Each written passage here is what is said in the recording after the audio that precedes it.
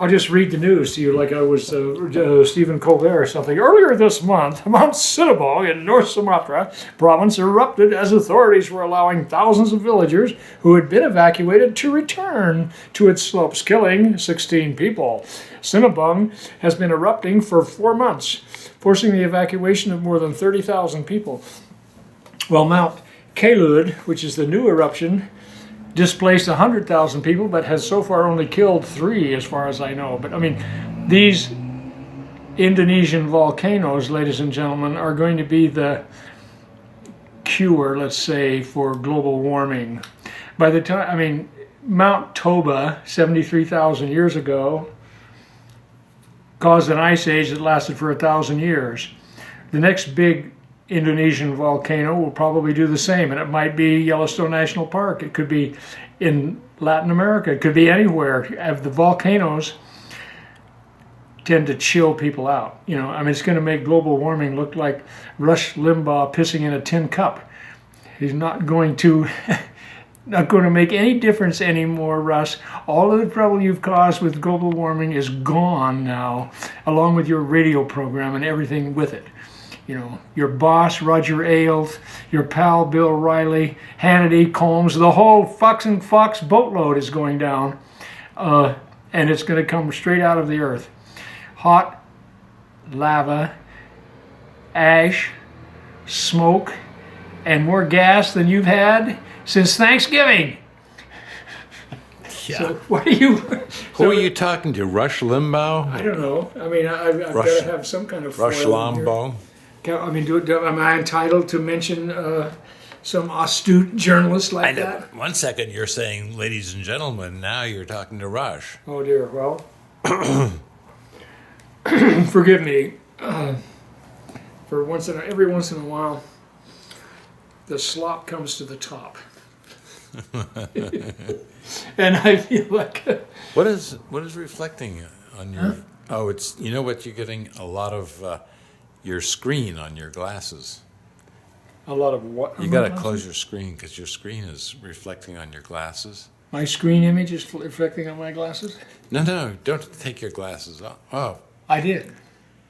Oh, no, I can't see you, but that's okay. I mean, the computer screen is making big white squares on your glasses. That? Yes. Oh. Yes. Okay, that's gone. But can you see? No, but I gotta put my glasses back on now that I've put the kibosh on the computer screen. What was that you were telling me about Fukuoka? Who?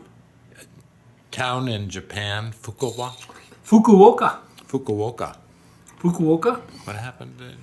I lived in Fukuoka for a year, almost 20 years ago, in the village of Meinohama, which is a suburb of Fukuoka. And the story was that I needed furniture for a house. I rented Akiyoshi-san's house in Meinohama, and I needed furniture for it. I needed some futons and various things that you need to conduct life. And there was a sayonara sale taking place, not that far from where we lived, about a mile or so as the bicycle rides through the suburbs of Meinohama. And the woman having the sayonara sale, so help me God, was from Walla, living in Fukuoka, nearby to my neighborhood. And I got futons and a rice cooker. What else did I get from her? A bunch of stuff. Does she live in Walla now? No, she's gone. But she used to have a little coffee shop on the top of the Beehive building where Starbucks now is. When I got back here in 1996, she had a business up there. Nice. Yeah. 96. She's gone now. I don't know where she is now. Oh. She was a little early for the yuppie rush that's been filling up Walla lately. Yuppie rush? Yuppie rush. young urban professionals. Winemakers? Wine tasters, winemakers, were drifting in from the south of France with their tasting rooms and their... I love them, in case anybody's listening to this who's actually in the wine business in Walla.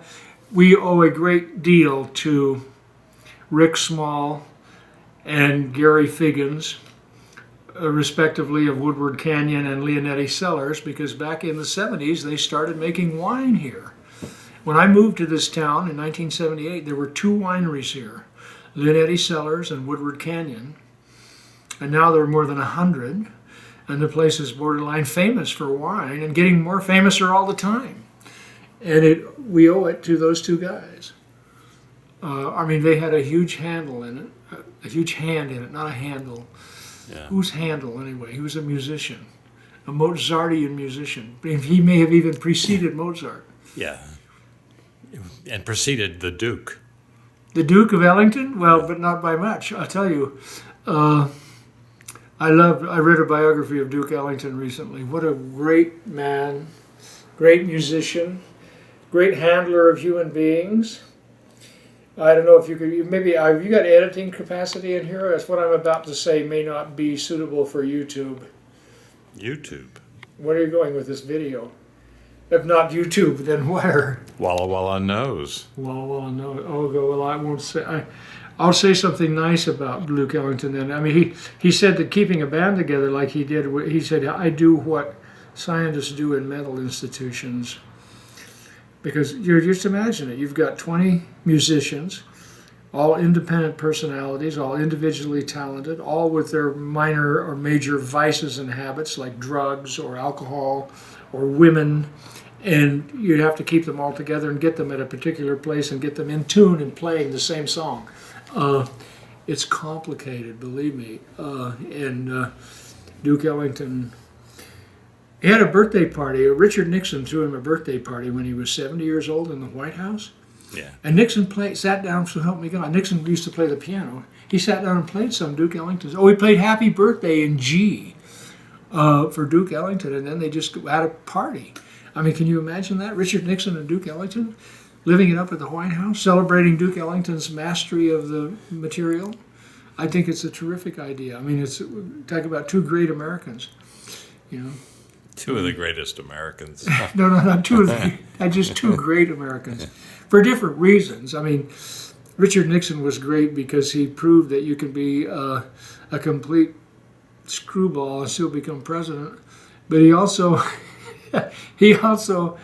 had the good sense to recognize China, and that began the modern age.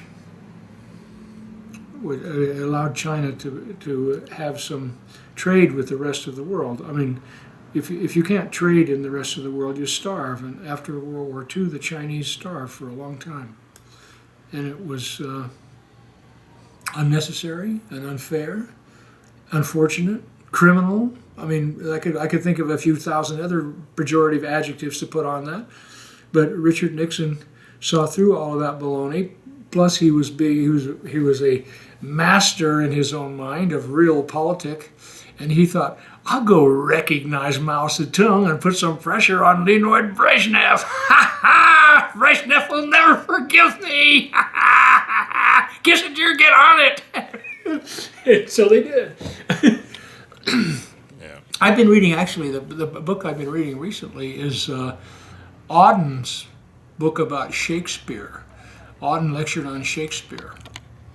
And it was the very important news there about how Shakespeare taught himself to learn how to write the kind of language that men of action would speak. Allowed him to write the great tragedies, because like earlier he's writing Richard II, which is, Richard II was like a poet. He should never have been king. And he just, blathers around, I mean, bad writing. But anyway, so that's what I was trying to do there for a second. I was trying to get the language of men of action. Like Richard Nixon, expletive? Is that what it is? Expletive deleted the tapes, the Richard Nixon tapes. And speaking of tapes, I understand it's the 50th anniversary last fall of the assassination of JFK, and more people by half believe global warming than believe that there was only one gunman who killed JFK. But anyway, so it goes. Yes, it is. It's a long way. It's a long way to the past. So do you have your new poetry book here? No. Yeah, I do. There's one over there on the counter. Let's get it and put some. Oh. Can I put my glasses back on, or if I fall down walking across the room?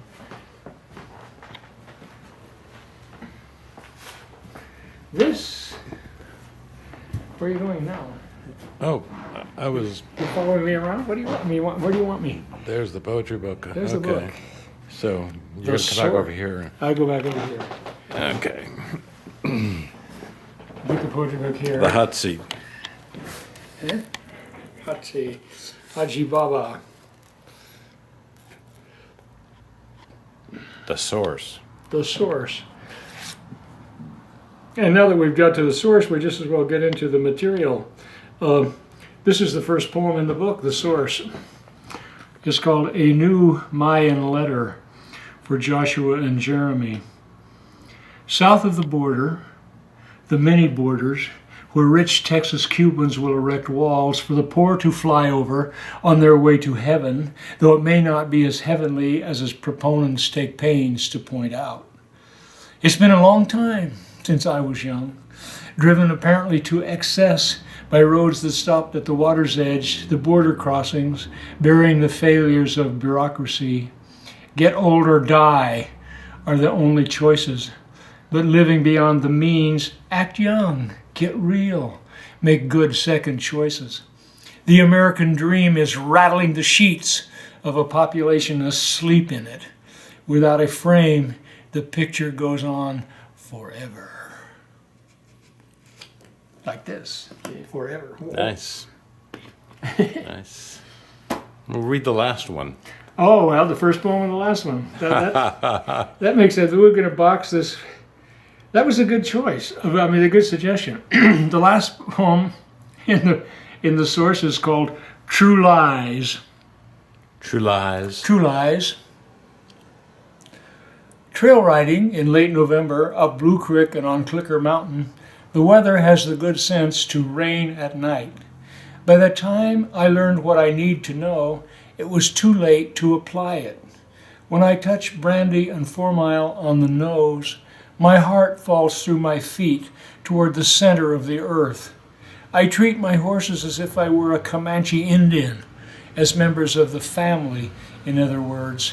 I am staggered by the beauty of the sun.